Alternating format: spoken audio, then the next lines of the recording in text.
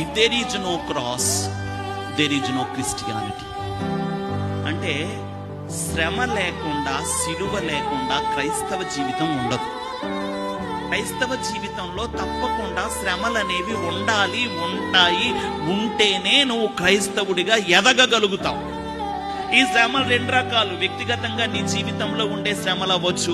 రెండోది ఒక దేవుని బిడ్డగా నువ్వు జీవిస్తున్న క్రమంలో నీకు కలిగే శ్రమలు అవ్వచ్చు.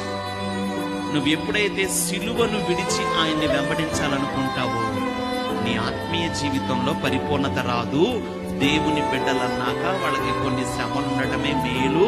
అందుకే మరి భక్తులైన దావీదు అంటాడు, శ్రమ పొంది ఉండుట నాకు మేలాయెను.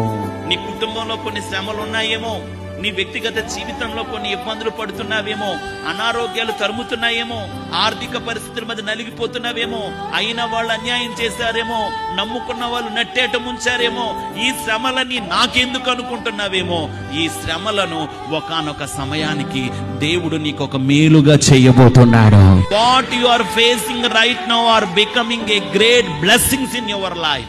ఈ రోజు నువ్వు ఏ పరిస్థితులను ఎదుర్కొంటున్నావో, ఏ శ్రమలు ఎదుర్కొంటున్నావో, ఏ కష్టాలు ఎదుర్కొంటున్నావో, ఏ నిందలు ఎదుర్కొంటున్నావో, ఏ అవమానాలు ఎదుర్కొంటున్నావో, ఏ ప్రతికూలతలు ఎదుర్కొంటున్నావో, ఏ హింసలు అనుభవిస్తున్నావో, అవన్నీ ఒకానొక రోజుకు నీకు ఆశీర్వాదంగా ఉండబోతున్నాయి.